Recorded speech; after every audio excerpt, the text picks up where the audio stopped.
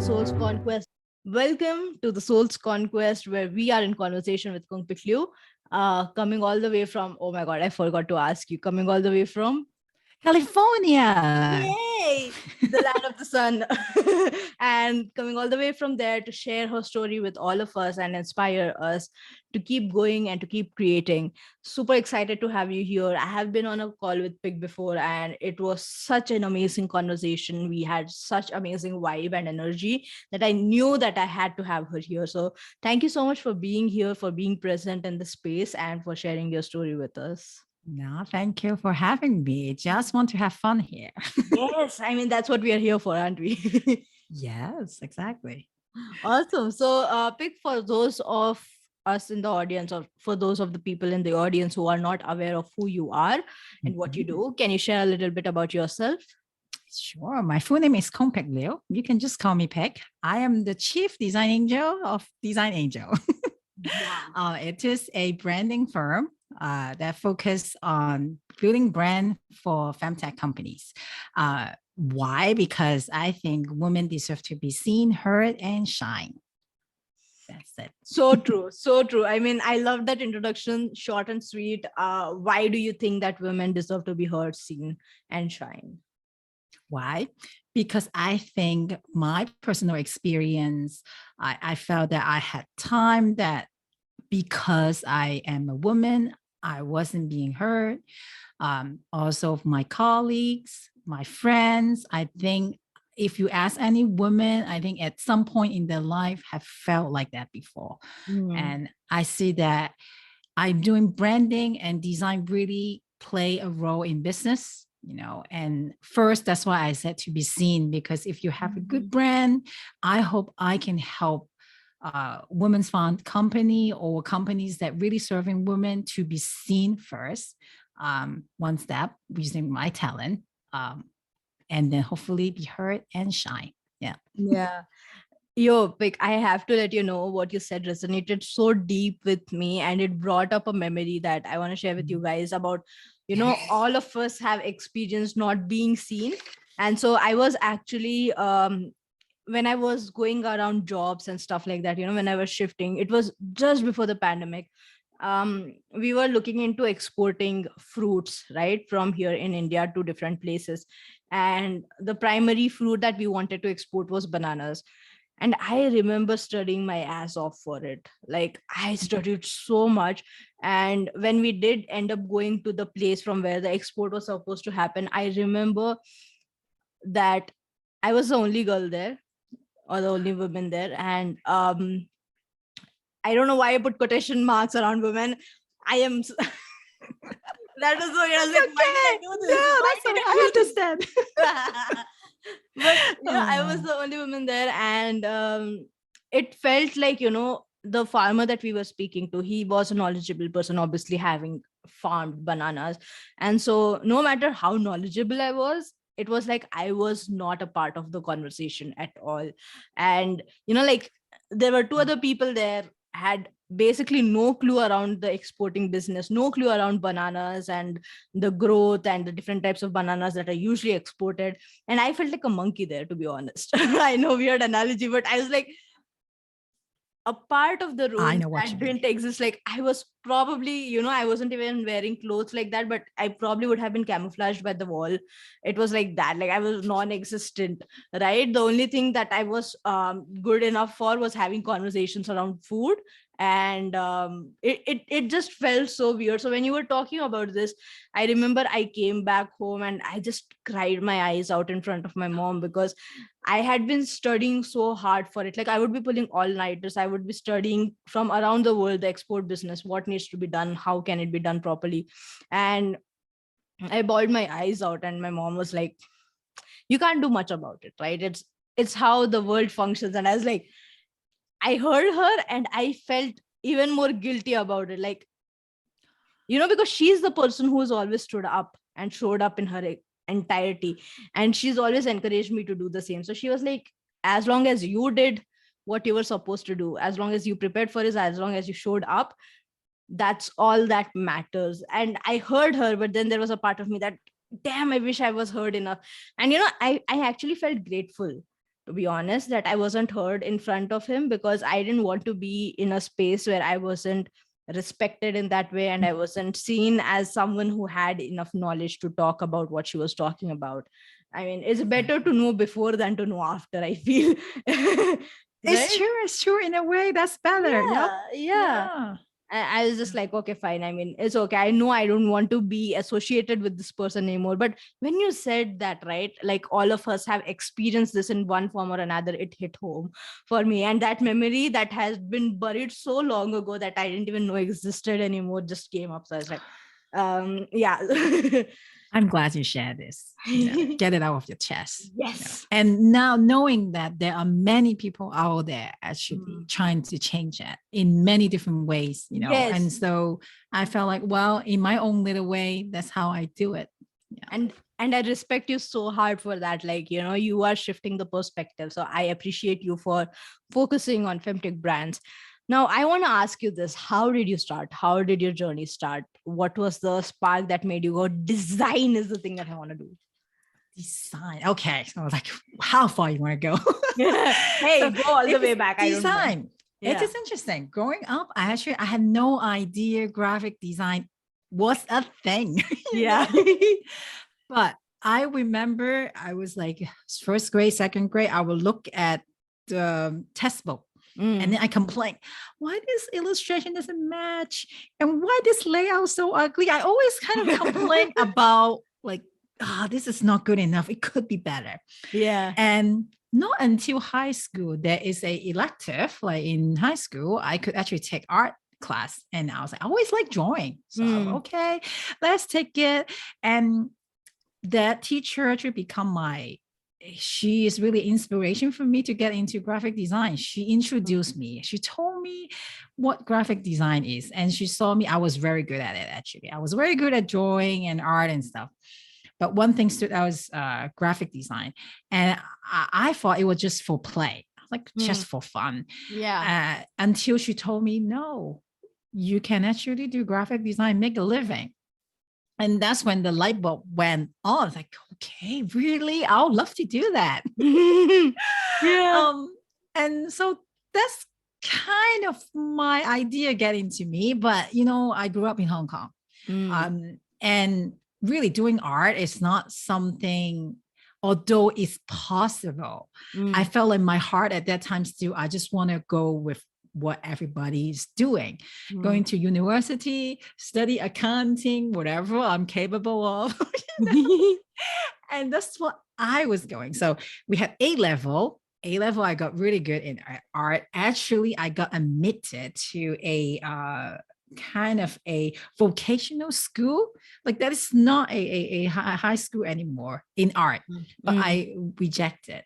And then there's A-level, right? And then that's A-level that determine whether you can go to university.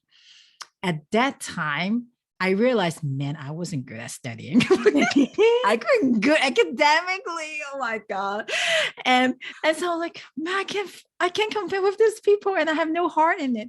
So I seriously think about, okay, maybe design is something I could do. And luckily I have a family friends, very close family friends. She is in New York City, in the US. And she talked to my mom and then she said, well, I have 2 kids studying art in this school in New York City. Why don't you come over? And that's it. And as I decided, you know what? I suck at school. Suck, just not extremely good. In Hong Kong, it has to be really good in order to get into university. I hear you from being from India. I hear you. India, same, right? Asian. I know, I heard. Yeah. Yep. And so, you know what? Okay, I will try it. So I came to the US, studied graphic design at FIT, Fashion Institute of Technology. Fair enough. This is what I want to do. And that's it. Yeah. That's my career. Yeah. Wow. That was a wonderful story. I want to ask you this. This is something that you mentioned. You said that when you were competing, you knew that you didn't have your heart in it, right? How important is it in your career right now to make sure that the projects you choose, you genuinely have your heart in it, that you believe in it, that you want to do this? How important is that right now in your career? Number one, because no matter what you do, Hmm. it's gonna be tough, and you have to go through the deep. Like there are stuff that you will hate to do, you will not want to do. It doesn't matter what. Yeah.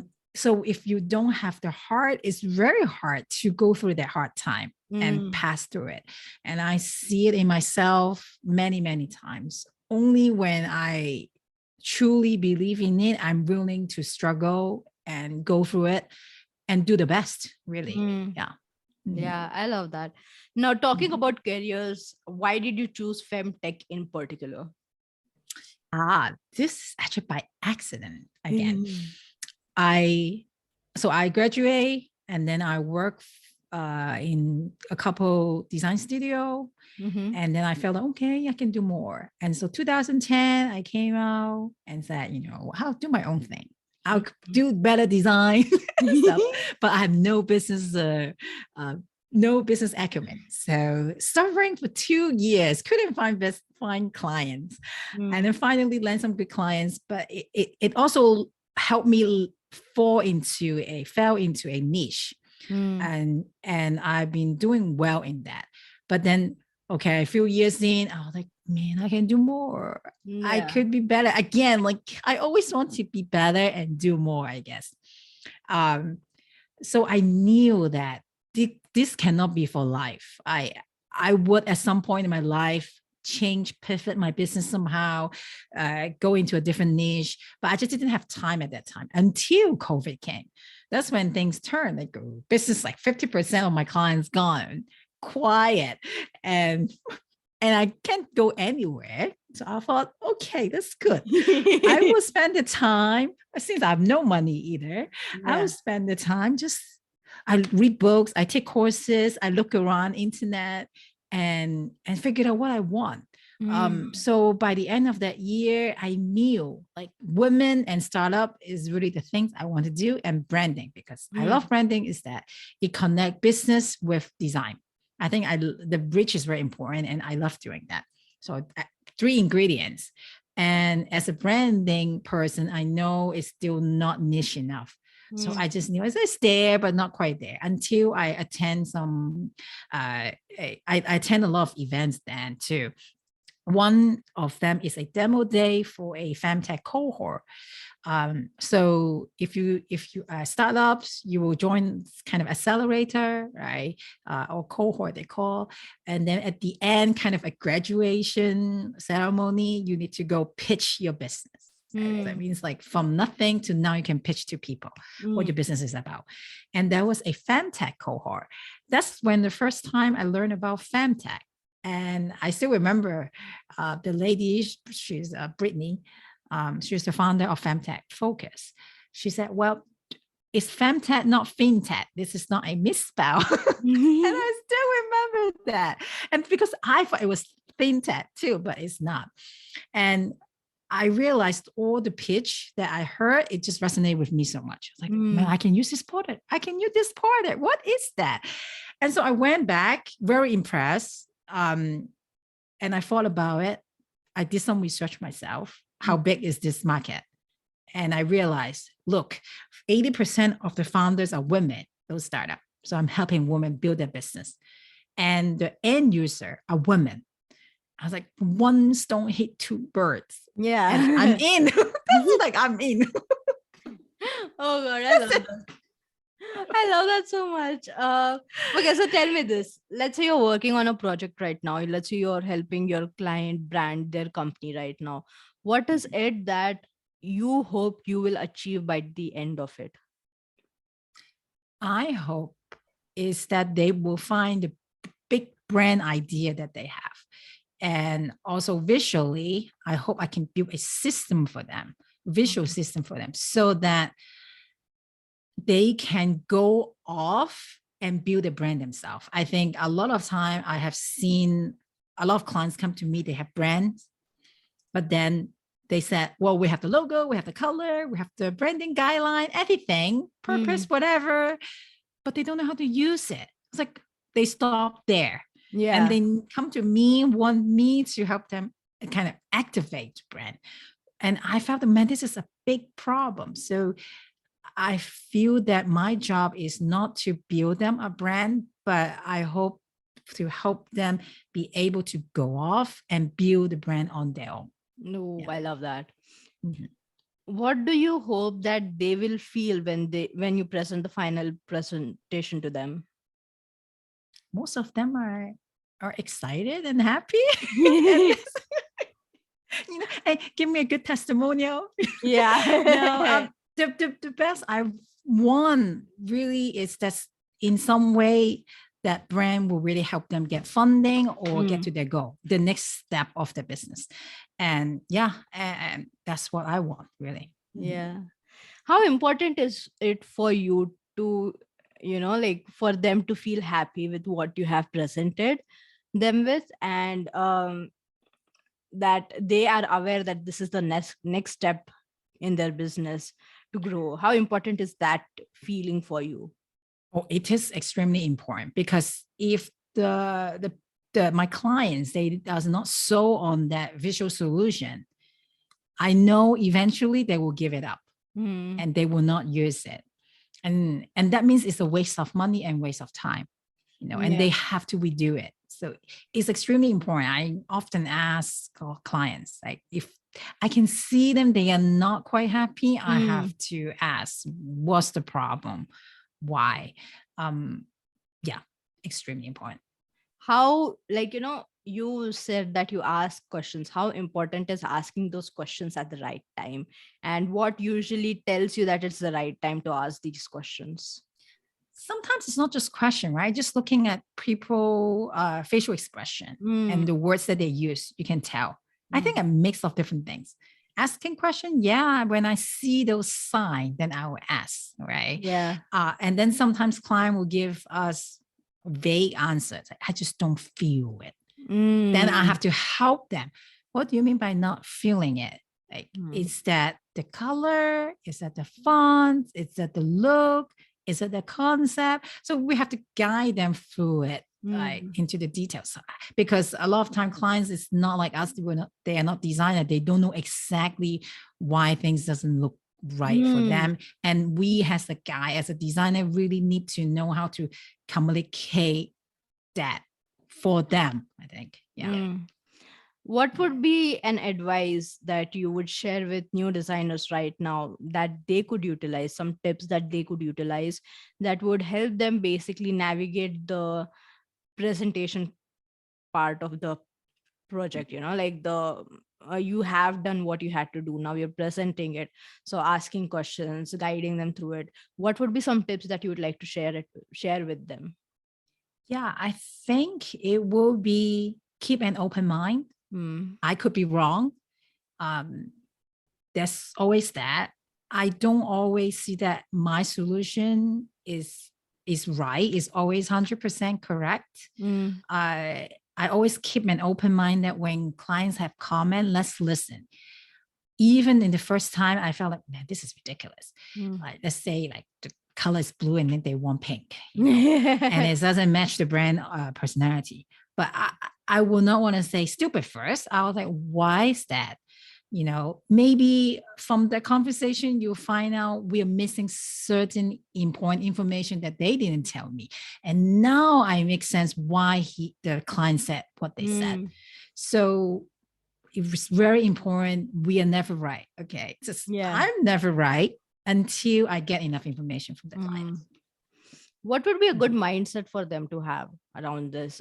Because it can get a bit stressful when you've worked so long Yeah. for a brand, and then someone goes, it just doesn't feel right. Like, what would be a good mindset to have so that they know that it's not on them, it's just a reflection of what they are feeling, and this is a good opportunity for you to kind of shift and ask better questions and how you can change that so that they are happy? What would be a good mindset to have that thought process? Don't take things too personally. Mm. Like, I'm quite detached from the design that I create or my team created. Because I always know that there always room to change, to Mm. improve. Mm. So when you detach it, when clients say I don't like it, I wouldn't feel as like it's a personal attack. It's not me. It just Mm. the work is not there yet. So Yeah. okay, you don't like it. Let's sit down and see how we can make it better. Yeah. Oh, I love Yeah. that. Mhm. Um, I want to shift into the obstacles part of it. Now, you mentioned this Mhm. earlier in one of the answers that, it took you 2 years to find your clients. This was pre-pandemic. How did that feel for you? Like, what were the things that were going on in your head at that point of time? I'm a control freak. So I felt like that's out of control. Yeah. How come things don't go the way I want it? And how, like the next question is, like, how can I get client then? In this case, how can I get Yeah. client? Yeah. So the next thing I do is I took a business class, and that means I need to market myself. I realized, okay, I need to market myself. Mm. I read books. The first thing I go to books Yeah. to see how to run business. And Mm. then they say, oh, I'm missing marketing. So how to do marketing? That's what I do. So that That's I will get back in that control. And for me, is that at the end of the day, I felt that like getting business or not, it's not in my control. mm, But there are things I can do to reach the maximum potential that I will get higher. I think that's what I want to do. I will do my best so that I could get the business. Yeah. I love that. Now, what other obstacles did you face in your journey as an entrepreneur? From the time that you decided, I want to do this on my own because I could do so much of a better job at this. What were some of the obstacles that you faced, and what were the solutions that you came up with to overcome these obstacles? Well, one thing, of course, one thing in the business, doing marketing. Mm. As a designer, I thought marketing is just sending out a self-promotional item. That's what always everybody taught you, it's Yeah. always design driven a Mm. solution. Mm. But now I realize, no, it's not. The social media, but at that time, social media was very new, but Yeah. I could have done that. Social media is a good place. Sharing information, knowledge actually is a good way to tell people I'm here and I have value. You might like it too. Yeah. Things like that. That's a good thing. Like nowadays, definitely you can go off with exactly what you do. Mm. Marketing is really fun actually. Just another thing I learned marketing, it's just making friends. um, I think at the beginning, my mindset is like marketing is making sales. Like Mm. marketing is to get business. Yes. So I felt almost feel bad to do it because man, I felt like I'm just asking for sales. Mm. Really feel horrible, Mm. But the mindset has to change. If once I realize, oh, just building relationship, making friends, building relationship, oh, I can do that. Yeah. And that when things starting to change, that's one. And then another thing is obstacle, also imposter syndrome. Although I think I'm a decent designer, but there's always people better than you. It's like Yeah. always looking at other people's like, oh, I'm not good enough. How can, like I will never be good because my Yeah. work is just not as good as they are. But Yeah. no, it's not. At a certain point, you need to be honest with yourself. If you suck, yes, you gotta recognize it. But if not, you have certain standard, you have work, people like your work, you have clients, and you have the ability. So the imposter syndrome is Mm. really horrible. Oh, I hear you. Is it something that you still get at times? Of course, of Mm. course. Yes. And the solution will be, one is having a group of people, a community maybe, or a close knit of colleagues that really believes in you. And when that things happen, you go to them and talk to them, and I feel like this, and they will basically slap you in your face, like, no, you are not. Don't think like this. Right? I I love think that. that really helped. Yeah, that really Mm. helped. I Yeah. love that. Shifting from this into self-care. Now, what is something, since this started out, the Soul's Conquest actually started out as a spiritual podcast. So I love to ask this question all the time. What is something which is spiritual or a self-care routine that you love to do that helps you kind of have a better work life or professional or personal life? One is sleep enough. Yeah. Number one, Ooh. 8 hours of sleep, please. I make this a priority. I kind of backwards. Hmm. I want to get up at 5 o'clock and I need 8 hours of sleep, I basically 8 o'clock, I have to get ready for bed. I told my kids, I don't care. I don't care what you do. I need to Wow. I need to get ready for bed. And my kid young, it's like, you need to come get ready for bed. And by 9 o'clock, I need to sleep. I Wow. need to close my eyes. But that really helps because Yeah. before I thought uh, being busy, doing more work, working long hours, meaning I get more done. I am being productive, Yeah. but it was not. And I actually felt guilty. I sleep. I felt guilty that I Yes. slept. Yeah. And I realized it hurt my health Mm. and then it hurt relationship with my family. I yell much more Yeah. because of that, right? Yeah. And that doesn't help. Mm. So when I changed that, I realized everything changed. I'm happier. People around me are happier, and Mm. I'm more productive. I don't need that like stay up at night to finish work. Six Oh, o'clock, maybe seven even. Then I just stop my computer. I close it off, yeah. and that's it. And that's number one. Mm. And then number two is when I get up in the morning, 5 a.m. I really try to have 15 minutes of my own me time. Mm. It's nobody's awake, so nobody can demand anything. And at them, luckily, because like once kids up, well, that's it, Yeah. you're gone. Yeah.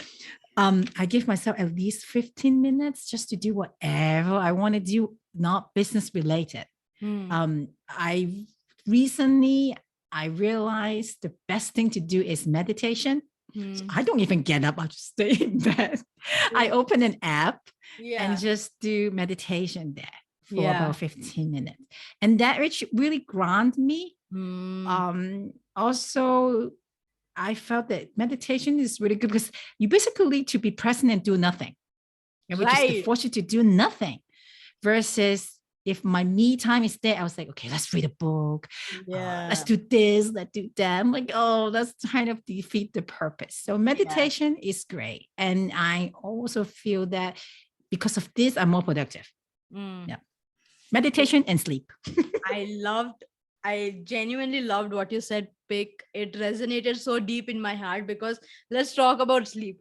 The thing is, I am the complete opposite of you. Like, I am someone who can stay up till 3 or 4 in the morning, but you wake me up at 4 o'clock, I'll be like, I want to beat you up. Like, no one can disturb me at that point. But like, I'm trying to shift and trying to get into a more of a morning person than a night owl. It's in the process. I don't know how it will go, but let's hope for the best. The second thing you said about meditation, I'm sorry, you were about to say something. Yeah, well, how about your sleep? You said morning out. So everyone has different working pattern. Mm. I love working in the morning. So that's Mm. my thing. My Yeah. husband likes to work at night. And Yeah. I think he needs to kind of be comfortable with that. And then for you too, Mm. of course, maybe you have family commitment, you Yeah. can. But Yeah. if you could, give yourself that nighttime, but then you have to sleep like you wake up later Yeah. in the morning. It's totally okay. Yeah. I don't want people to feel that being productive means sleeping 8 hours and get up at 5 a.m. No, it's not. If you Yeah. you sleep late but you get up late, it's okay as long as you are Yeah. comfortable and it fit your style. I think, Yeah. yeah. I love that. Like, personally, I'm trying to do it for more of a lifestyle and more of a health related reason. I'm Yes. trying to see if it works. If not, I'm gonna go back to my Yeah, night try owl. it. Yeah. But I loved what you said. Like, there was a story about tribes and how earlier in the old days, long before there was internet, long before there was anything else, cavemen actually stayed up in shifts, right? So there were people who stayed Yes. up in the morning and there were people who stayed up at night to protect the tribe. So it is a by default thing that some people are fine tuned to being more alert in the morning and some are more fine tuned to being alert at night. So do what Exactly. you want to do, like, as long as it is good for your health, as long as it doesn't disturb your family life, and you can obviously kind of compromise a bit here and there, do what you are supposed to do. I loved that pick. And the second thing you said about meditation, it resonated so deep in my heart because I was a person long before I genuinely joined the spirituality area. I used to think that meditation has to be done in a sitting position under I thought so these too. circumstances, and you have to focus on the spot on the wall, and that's how you'll meditate. And I was like, this seems draining, right? And nowadays, once I actually got into the spiritual journey, I'm seriously so much like you. I meditate while I'm lying down on the bed, and there are times that while I'm doing my gratitude meditation, I go back to sleep. I know it's not something that is ideal, but it is something that I genuinely love, because even when I wake up after doing the meditation and falling asleep, I'm in a much more grounded headspace. I just want to Yes. put it out there for the people who are listening. You can meditate anyway, right? It Yep. can be you dancing in the middle of the night like a crazy person and your neighbors complaining about noise. That's a form of meditation. You can do it while you're cleaning up your house. I do Yep. it that way. You can do it while you're singing in the showers. Meditation is when you are the most present, and that's something that you said, Pick, and I it resonated with me, because it is something that I truly believe as well. It is when you're the most aware of who you are as a person and aware of yourself as a Yep. being. So I loved that. I'm sorry that we launched into such a long winded No. discussion. No, that's cool. That's cool. I love this. Yes. Oh God, I'm glad. I want to now ask you, what has been one of your soul's conquest, and what is shaping up to be your current soul's conquest? Soul conquest. Yeah. Wow. Such a nice I'm a word. Muslim. I'm a Yeah. Muslim. So you can say Yeah. like very spiritual. Like I wasn't raised Muslim. So I converted to Islam when Ooh. 2001, few months before September 11, long time ago, I know. September 11th. And I was in New York City. So actually, September 11th, the day off, I was under World Trade Center, actually trying to go to school. I think for me, that's the conquest, because I became Muslim. I thought it was a personal journey, but September 11th happened. I felt that I have to answer to people why I become a Muslim. So it became very public. And for me, that's the conquest. It was a very difficult journey actually at the beginning. I had no idea. I'm like, well, I just felt like Islam is for me. And after September 11, it's not just internal. It's something that I have to explain to others. Yeah. That must have been hard. It is hard, but it's also strengthened my faith, I guess you can say. I love that. When people keep asking you, questioning you, you ask more questions. And only through then you understand your religion better, and also understand why you really believe what you believe, right? Is it really true? Is that, or just because you feel like it at that point? And that's why how committed I am to this faith, right? I guess, or it's been 20 years and I'm so committed to it. 2021 year. Wow. Yep. I love that. And what is something that you conquered recently? What was something that was your recent soul's conquest? Posting daily on LinkedIn. You hit the nerve there. I have been trying to do that, and actually a year ago, I would never thought, a year and a half ago, I would never thought I would be a content creator. It's like, I'm a designer. I just want to design. But joining the Future Pro group, everybody's kind of encouraged with it. One of the major thing is that you want to market yourself. One of the best way is to provide content, teaching people what you know, right? And I was like, you know what? I'll just take it, leap of faith, try it. Yeah. And man, it was tough. But then I also see result. It was really wonderful, but it was very hard. I did 2021 last year, the last couple months, like last quarter. My goal was daily, but I only could do it 4 or 5 times a week. And it was beautiful. But then I got sick. It was like, I was like so stressed out. I literally got sick. And then I stopped for 1.5 months to regroup. And then since mid-January to April, I've been posting daily, except I have 1 day off. That's all. Daily, 7 days a week. I love that. And I resonate so hard with that pick because it's something that you suggested. And I actually did a podcast with Chris earlier and he was talking about the 100-day challenge. Right. Yeah. And I was like, I'm going to try this. And there were so many obstacles in between and I had to stop so many times. But then I started and it has been a journey. I It mean, is. I love posting content, but it's like, you have to edit the content as well. Like, if it's just me blabbering in front of a mic, I can do that all day long, but it gets exhausting after a bit. But it's also such a great process to learn more, right? Such an amazing process where you can learn more about what you are talking. It's not just superficial, it's not just 4 layers down into the knowledge and your well runs dry. You actually keep learning. So yeah, I mean, I resonate so hard with what you're saying right now in terms of posting content daily, because it is my current soul's conquest, and Yes. it's not exhausting, it's just challenging, and I love a challenge. So I mean, I'm excited about what's gonna happen next. Next when I could Yeah, be your accountability partner. I would love that. I would love that. So I post daily on YouTube. Like, that's my primary what do you say, platform right now. So Okay. yeah, I mean, I would love to have you as an accountability partner. Which is so Yeah. important. You guys listening out there know that having an accountability partner is such an amazing thing, because it again keeps you accountable. But it's not just that, it's like you have someone who's supporting you in this journey. So that is very, very important. So I would definitely say reach out to people that you know and have an accountability partner for what you're doing in life. So Yes. important. Oh, I need that. It was my accountability LinkedIn buddy, I call them. Yeah. If I was late that day, she will message me, like, Pik, how are you doing? I don't see your post. I love that. I love that so much. Yeah. Exactly. Yeah. Mhm. Awesome. So my next question is this: what is something that has recently impacted your life a lot? Recently impacted my life. Hmm. Like, in what way?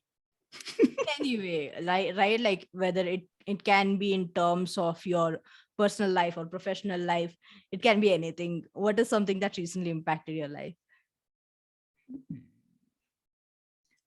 Recently, I've been just crazy about writing content. I guess that actually do impact my life Hmm. because I never thought people care about what I say. I'm not particularly popular person. I feel like if it's around people, if I say something, probably I'm the one that nobody cares. I'm not a popular girl. And to see that if I'm willing to put out the work Mm, and be consistent, people do hear you.